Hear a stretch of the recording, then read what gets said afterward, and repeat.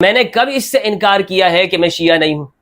اور یہ جو ذہنوں میں بھر دی جاتی ہے کہ اہل البیت کی تو کوئی فقہ موجود ہی نہیں ہے، باقی ہم ہر ایک سے فقہ لیں گے کہ جن کا نام و نسب تک معلوم نہیں ہوتا، اس معنی میں خود کو شیعہ کہتا ہوں اور اس پہ فخر کرتا ہوں اور اشہد ان علی ولی اللہ کا اقرار کرتا ہوں۔ جو مجھ سے پوچھتے ہیں کہ ہمدرد بھائی آپ کب شیعت کا اعلان کریں گے، لو میں نے آج کر دیا اعلان شیعہ کا، میں شیعہ ہوں جناب، اب آپ خوش ہیں؟ اور ہمارے عوام الناس بھی پوچھتے ہیں اور علماء بھی اس پر گفتگو کرتے ہیں، مثلا ہمارے سنی علماء یہ بات کرتے ہیں کہ اگر مفتی ہمدرد لوگوں کو شیعہ ہونے کی دعوت دیتے، حالانکہ میں نے ایسا کبھی دعوت نہیں دی، کبھی میں نے ایک لفظ بھی ایسا نہیں کہا، لیکن وہ چونکہ یہ سمجھتے ہیں کہ میں لوگوں کو شیعہ بنا رہا ہوں تو وہ کہتے ہیں کہ یہ خود شیعہ کیوں نہیں ہو جاتا، یہ سنیوں کی طرف سے ہے۔ اور ہمارے شیعہ برادران وہ یہ سوال کرتے ہیں کہ اگر ہمدرد مفتی ہمدرد یہ اہل البیت کی فقہ کی بات کرتے ہیں تو پھر خود شیعہ ہونے کا اعلان کیوں نہیں کرتے اور خود کو فقہ حنفی کا فالوور کیوں کہتے ہیں، اور شیعہ طریقے پر نماز نہیں پڑھتے اور سنی طریقے پر نماز پڑھتے ہیں؟ تو دو باتیں ہیں، ایک سوال تو یہ ہے کہ میں خود اپنے آپ کو شیعہ ہونے کا اعلان کیوں نہیں کرتا، شیعہ کیوں نہیں بن جاتا ہوں، اور اہل البیت علیہ السلام کو ان کو مقتدا ماننے کے باوجود اور یہ کہنے کے باوجود کہ حدیث ثقلین یہ بنیاد ہے کہ امت اہل البیت کی پیروی کرے، قرآن اور اہل البیت کی، تو اس کے باوجود میں خود فقہ حنفی پر کیوں چل رہا ہوں؟ ان سوالوں کے جواب میں انشاءاللہ اس ویڈیو میں دوں گا۔ اللہ سبحانہ و تعالیٰ سے دعا ہے کہ پروردگار مجھے حق سچ کہنے کی توفیق عطا فرمائے۔ دیکھیں، پہلا جواب تو میرا اپنے سنی علماء کے لیے ہے کہ اگر آپ یہ کہتے ہیں کہ میں لوگوں کو شیعت کی دعوت دے رہا ہوں، یہ بات بالکل غلط ہے۔ میری کوئی ویڈیو آپ ایسی نہیں مجھے دکھا سکتے جس میں میں نے یہ کہا ہو کہ تم شیعہ بن جاؤ، کوئی ایک لفظ میرا ایسا موجود نہیں ہے۔ اگر ایسا ہوتا تو پھر ہمارے شیعہ یہ کیوں سمجھتے کہ میں سنی ہوں؟ دوسری بات یہ ہے کہ میں نے کب اس سے انکار کیا ہے کہ میں شیعہ نہیں ہوں؟ اب آپ کہیں گے، کنفیوژن کا شکار ہو جائیں گے کہ یہ کیسے ممکن ہے کہ ایک شخص سنی بھی ہو اور شیعہ بھی ہو، یہ نہیں ہو سکتا۔ یہی وہ بات ہے جو آج لوگوں کے دماغ میں فرقہ پرستوں نے ڈال دی ہے۔ سنی اور شیعہ میں مغایرت، اتنی دوری اور فاصلہ پیدا کر دیا ہے کہ گویا یہ ایک دوسرے کے دشمن ہیں۔ ایک شخص سنی ہوتے ہوئے شیعہ نہیں ہو سکتا اور شیعہ ہوتے ہوئے سنی نہیں ہو سکتا، یہ بات دماغوں میں بھر دی گئی ہے اور امت مسلمہ آپس میں لڑی جا رہی ہے اور ایک دوسرے کے خلاف فتوے آ رہے ہیں، جناب ہم سنی حق پر ہیں، ہم شیعہ حق پر ہیں، دوسرے سب باطل ہیں۔ تو لہٰذا یہ جو دماغوں میں بھرا گیا نا صدیوں سے، اس کا خاتمہ ضروری ہے، ورنہ امت مسلمہ میں اتحاد کے نام سے یہ سب مذہبی چورن بیچ رہے ہیں۔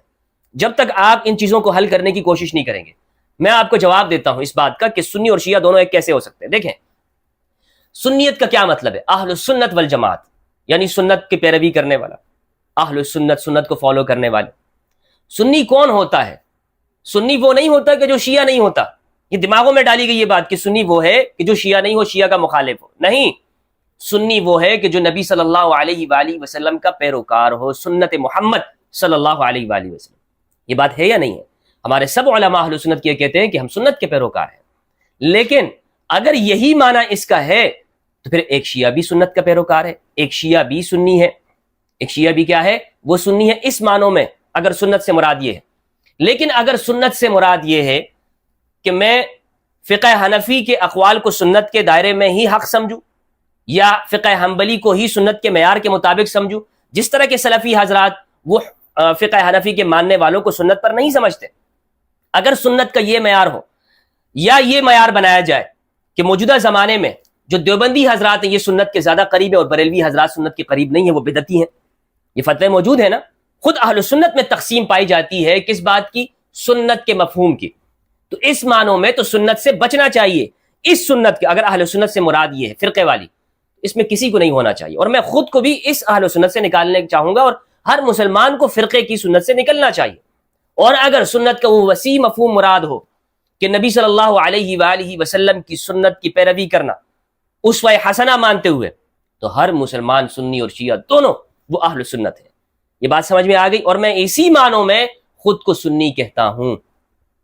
اب جو ہمارے اہل تشیع برادران ہیں وہ یہ سوال کرتے ہیں کہ اگر میں اہل البیت علیہ السلام کی اتباع کا قائل ہوں تو پھر فقہ حنفی کو کیوں مانتا ہوں؟ میرے بھائی، بات یہ ہے کہ چونکہ ہمیں ذہنوں میں زمانہ طالب علمی سے ہی شیعہ کتابوں سے نفرت دلائی گئی، ہمیں کہا گیا کہ ان کے پاس کوئی علم موجود نہیں ہے، اہل البیت نے کوئی فقہ تدوین نہیں کی ہے، باوجود اس کے کہ اہل سنت والجماعت یہ بات کہتے ہیں کہ ہمارے بڑے بڑے اکابرین اور ائمہ ابو حنیفہ، مالک، شافعی، احمد بن حنبل، سفیان ثوری، یہ تمام یہ شاگردان رشید ہیں اہل البیت علیہ السلام کے، امام زین العابدین، امام محمد الباقر، امام جعفر صادق علیہ السلام علیہ الرضوان، ان کے شاگرد ہیں، لیکن ان کی فقہ کہاں پر ہے؟ تو ہمیں چونکہ ہمیشہ متنفر کیا گیا ہے کہ ان کے پاس کوئی صحیح ذخیرہ موجود نہیں ہے، اس لیے ایک سنی کو شیعہ کتابیں پڑھتے ہوئے تردد ہوتا ہے، وہ یہ بات کہتا ہے کہ پہلے مجھے اپنی کتابوں کے اندر سے صحیح طور پر روایات مل جائے تو میں اہل البیت کے ان اقوال کو مانوں گا، میں اہل البیت کے ان اقوال کو سب سے مقدم سمجھوں گا۔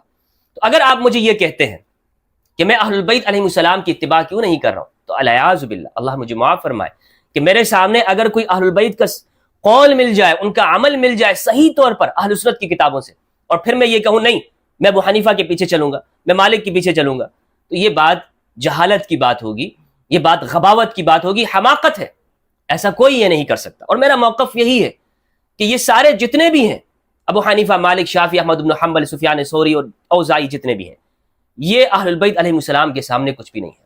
اہل البیت علیہ السلام کا موقف اگر ہمیں درست طور پہ معلوم ہو جائے، مثال کے طور پر امام علی علیہ السلام ہے، ایک مسئلہ مجھے اگر امام علی کا مل جاتا ہے، ایک موقف اگر امام علی کا ہے، صفین میں وہ کھڑے ہیں، تو کیا پھر میں دوسری جانب جاؤں گا کہ نہیں دوسری جانب بھی صحابہ ہے؟ نہیں۔ اگر میں دوسری جانب جاتا ہوں تو پھر میں حدیث ثقلین کی اتباع کرنے والا نہیں ہوں گا۔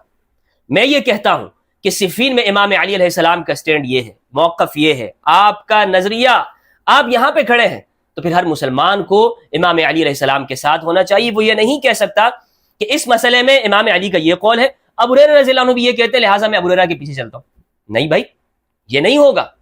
اور ہمارے عام طور پر سنی حضرات وہ یہی کر رہے ہوتے ہیں، امام علی کا موقف آ جاتا ہے، صحیح حدیث مل جاتی ہے، لیکن پھر بھی وہ یہ کہتے ہیں کہ اس میں دوسرے صحابہ کی رائے یہ ہے، اور وہ دوسری جانب چلے جاتے ہیں اور یہ چھوڑ دیتے ہیں۔ تو شیعہ کا جو مفہوم ہے، شیعہ کا اگر اس کا مفہوم یہ ہے کہ امام علی علیہ السلام کا شیعہ ہونا، امام علی کی جماعت کا ہونا، امام علی کی پارٹی کا ہونا، واللہ باللہ میں فخریہ کہتا ہوں کہ میں شیعہ ہوں۔ اس معنی میں ہر مسلمان کو شیعہ ہونا چاہیے، میں شیعہ ہوں۔ اور یہ جو گواہی دی جاتی ہے امام علی علیہ السلام کے ولی ہونے کی، کیا کوئی سنی سے انکار کر سکتا ہے؟ اشہد ان علی ولی اللہ، میں اس بات کی گواہی دیتا ہوں ببانگ دوہل کہ علی اللہ کے ولی ہیں۔ کسی مسلمان کو انکار ہے اس علی کے اللہ کے ولی ہونے سے؟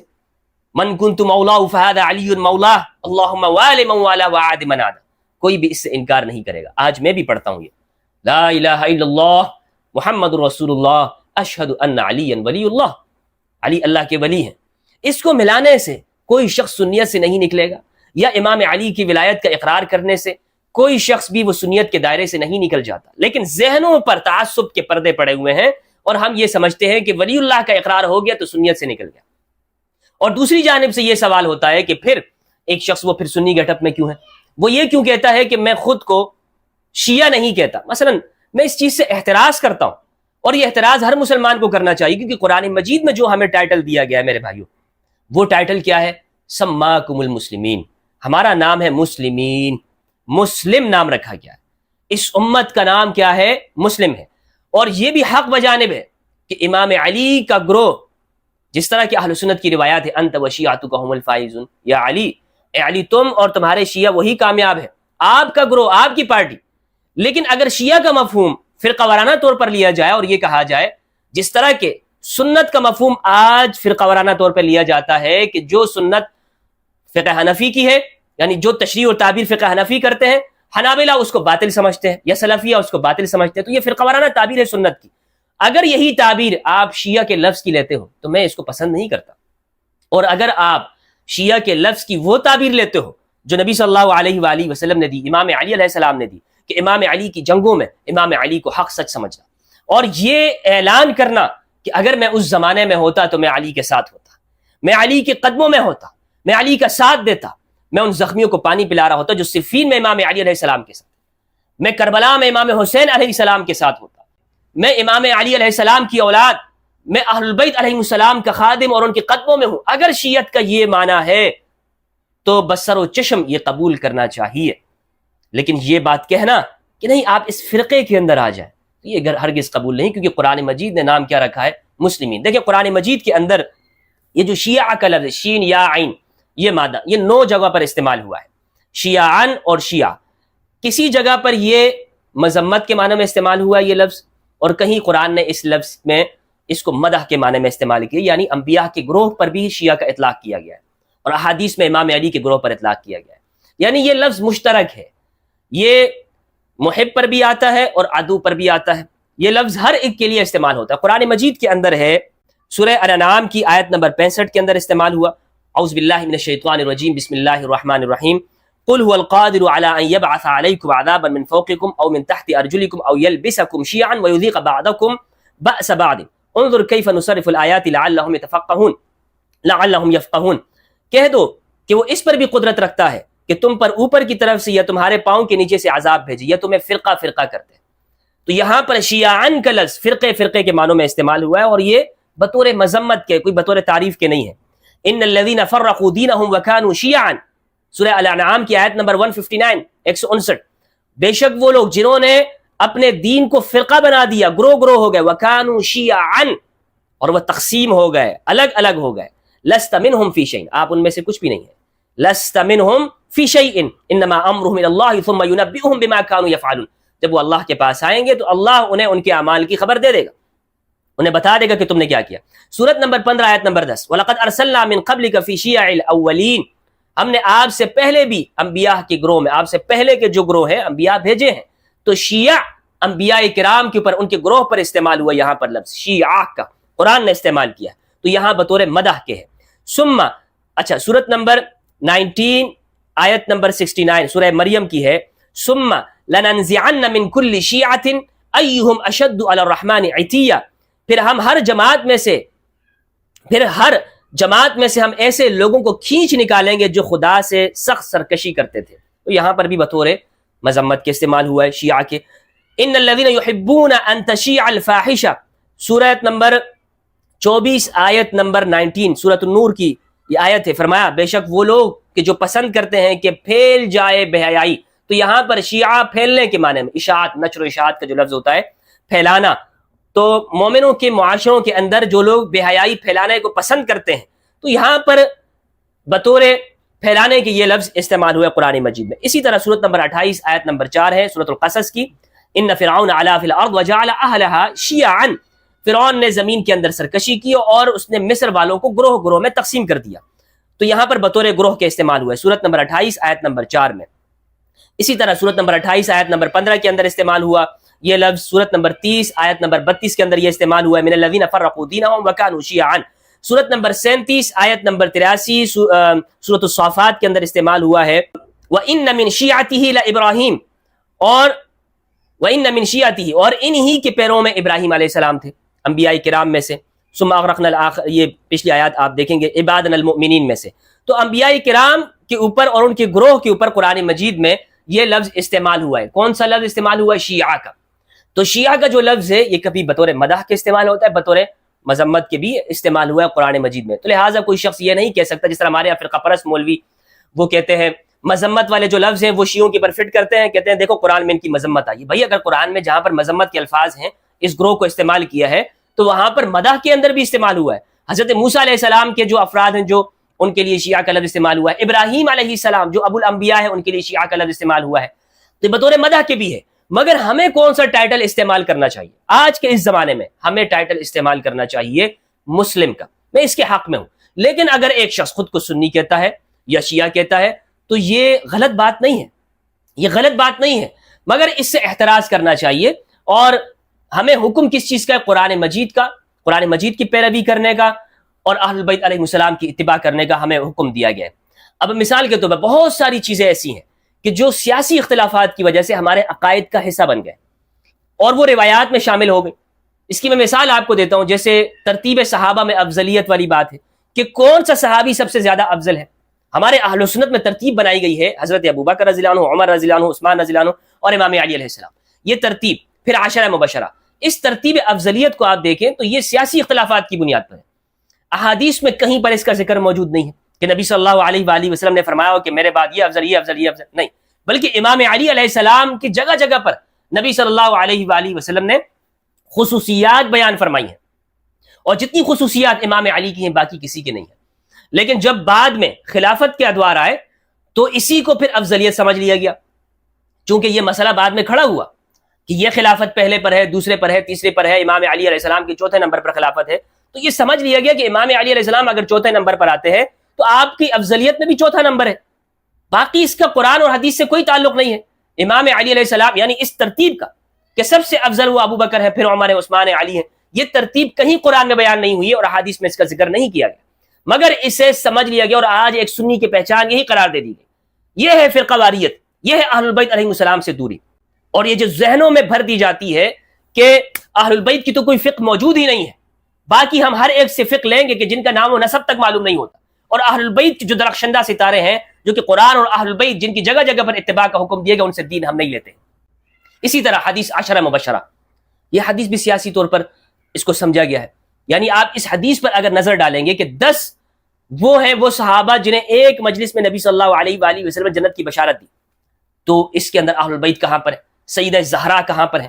ایک انصاری صحابی اس میں نہیں ہے، جبکہ قرآن مجید نے جو ترتیب افضلیت بتائی ہے سورہ توبہ کی آیت نمبر 100 صحابہ کے حوالے، صحابہ کرام کو سمجھنے کے حوالے سے سورہ توبہ آیت نمبر 100 یہ تمام مسائل کو اشکار کر دیتی ہے۔ مثلا صحابہ کرام میں جو افضلیت کی بات ہے، قرآن کہتا ہے مہاجرین اور انصار افضل ہیں، کیا فرمایا؟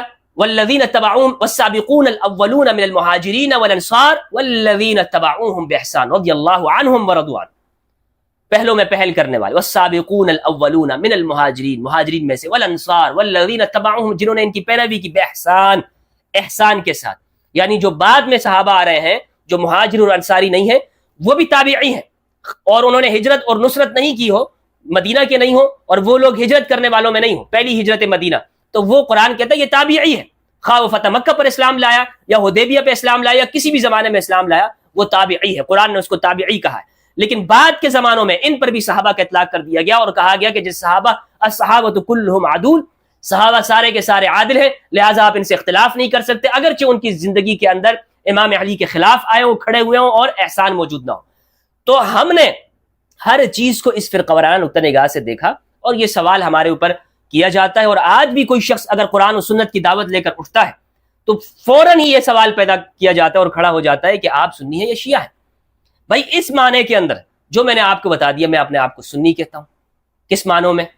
اس معنوں میں کہ نبی صلی اللہ علیہ وآلہ وسلم کے سنت کے پیروکار، اور اس معنوں میں خود کو شیعہ کہتا ہوں اور اس پہ فخر کرتا ہوں، اور اشہد ان علی ولی اللہ کا اقرار کرتا ہوں۔ جو مجھ سے پوچھتے ہیں کہ ہمدرد بھائی آپ کب شیعت کا اعلان کریں گے؟ لو میں نے آج کر دیا اعلان شیعہ کا، میں شیعہ ہوں جناب۔ اب آپ خوش ہیں؟ اب آپ دوبارہ سے پھر مجھ پہ یہ سوال کریں گے، پھر میں آپ کو ویڈیو بنا؟ لیکن اگر آپ کے دماغ میں کچرا بھرا ہوا ہے اور آپ یہ سمجھتے ہیں کہ نہیں شیعہ کا وہ مفہوم جو آج کے زمانے میں، بھائی آج کے زمانے میں بہت ساری چیزیں بدل گئی ہیں، آج ہمارے ہاں خود اہل تشیع میں اختلاف ہے، آپ دیکھ لیں، میں کوئی حدیث کا قائل ہے، کوئی مقلد ہے، کوئی غیر مقلد ہے، کوئی فقہا کی تقلید کرتا ہے، کوئی کس کی تقلید کرتا ہے۔ اگر مثال کے طور پر آج میں نے تشیع کو قبول بھی کر لیا کہ جناب میں اس معنی کے اندر ہوں جو آج سمجھا جاتا ہے، پھر مجھ سے پوچھا جائے گا کہ آپ مقلد ہیں غیر مقلد ہے، پھر کیا جواب ہوگا؟ پھر اگر میں مقلد ہو گئے تو غیر مقلد ناراض، اور اگر غیر مقلد ہو گئے تو مقلد ناراض۔ ہم نے لوگوں کو خوش کرنا ہے، یا اگر میں نے صحیح سیستانی حفظہ اللہ کی تقلید کروں تو جناب خامنہئی کی کیوں نہیں کروں، خامنہئی کی کروں تو ان کی کیوں نہیں کروں، مراجع الگ ہے، تو یہ تقسیم موجود ہے نا۔ تو اس لیے مجھ سے آپ یہ مطالبات کیسے کر سکتے ہیں جب واضح بات ہے نبی صلی اللہ علیہ وآلہ وسلم نے فرمایا قرآن اور اہل البیت، اس پہ مت کیوں راضی نہیں، اس پہ کیوں راضی نہیں ہیں آپ؟ رہ گئی بات یہ کہ میں شیعت کے لفظ سے چڑھ کھاتا ہوں، ایسے ہرگز یہ کوئی بات نہیں ہے، میں نہیں اس سے چڑھ کھاتا ہوں، مجھے اس سے کوئی خوف لاحق نہیں ہے۔ اگر آپ مجھے شیعہ سمجھتے تو سمجھتے رہیں، سنی سمجھتے تو سمجھتے رہیں، لیکن ہم خود کو کہاں پہ رکھیں؟ تو خود کو ہم اس لیے یہاں پہ رکھنا پسند کرتے ہیں کہ ان اختلافات میں اگر آپ پڑھ گئے اور آپ نے اپنے آپ کو ایک مخصوص ٹائٹل دے دیا تو پھر جناب آپ، اس کا مطلب یہ کہ آپ لوگوں کو خوش کر رہے ہیں، آپ عام فرقوں والوں کو لوگوں کو خوش کر رہے ہیں، اللہ کو خوش نہیں کر رہے۔ قرآن میں حکم ہے واللہ ورسولہ احق ان یرضوہ، اللہ اور اس کا رسول حقدار ہے کہ آپ انہیں خوش کریں، نہ کہ فرقوں کو آپ خوش کریں۔ اور رہ گئی یہ بات کہ میں ابو حنیفہ رحمہ اللہ کی فقہ کی پیروی کرتا ہوں اور میں دوسری جانب اہل البیت کی اقتداء کا کہتا ہوں، تو یہ تو واضح طور پر کنٹروڈکشن ہے، واضح طور پر تضاد پایا جاتا ہے، تو یہ تضاد نہیں ہے۔ دیکھیں ابو حنیفہ رحمہ اللہ کے حوالے سے میرا خاص موقف ہے، خاص تعبیر ہے میری ان کے حوالے سے۔ اگر آپ نے میری وہ ویڈیوز نہیں دیکھی جو ابو حنیفہ رحمہ اللہ کے حوالے سے، تو پھر آپ کے ذہن میں یہ سوال پیدا ہوگا۔ میں تو ابو حنیفہ رحمہ اللہ کو شیعہ گروہ کا ہی ایک حصہ سمجھتا ہوں۔ یہ الگ بات ہے کہ بعد میں زمانے میں وہ تعبیرات بدل گئیں، اور قاضی ابو یوسف جب عباسیوں کی حکومت کے اندر انہوں نے عہدہ قبول کر لیا تو پھر فقہ حنفی کو ایک رواج دے دیا گیا، ورنہ تو ابو حنیفہ وہ ایک شیعہ فرد تھے، اور میں یہ سمجھتا ہوں کہ وہ امام ابو حنیفہ رحمہ اللہ امام جعفر الصادق امام باقر علیہ السلام کے شاگرد رہے ہیں، تو ہو سکتا ہے انہوں نے یہ مسئلہ وہاں سے سیکھا ہو، وہاں سے اخذ کیا ہو. اور فروعیات کے اندر یہ بھی فروعیات کے باقی عقائد کی جو باتیں ہیں، یعنی عقائد میں شمار یہ کیا جاتا ہے کہ ہمارا واضح ہم کہاں پہ کھڑے ہیں.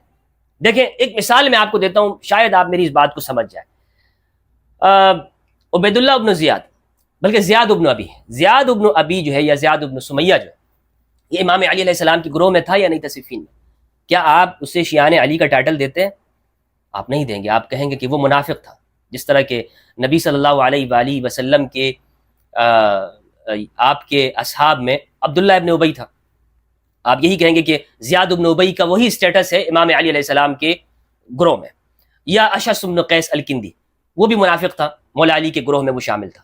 تو آپ ان دو افراد پر شیعان علی کا ٹائٹل آپ استعمال نہیں کریں گے کہ یہ شیعہ تھے. لیکن حر بن یزید الریاحی، کیا وہ شیعہ نہیں تھا؟ وہ شیعہ تھا، حالانکہ مخالف تھا، لیکن پھر وہ امام حسین علیہ السلام کے ساتھ شامل ہو گیا اور اپنی جان دے دی.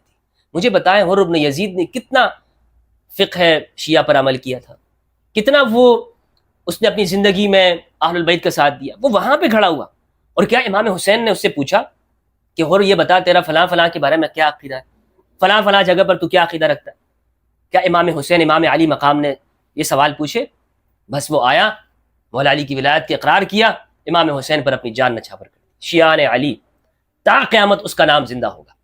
لیکن ایسے افراد جو زیاد ابن ابی جیسے منافقین ہوں، زیاد ابن ابی جیسے منافقین ہوں، یا اشعث بن قیس الکندی جیسے منافقین ہوں، وہ خاک میں ہیں، وہ دفن ہو گئے، ان کے وہ مردودوں میں چلے گئے.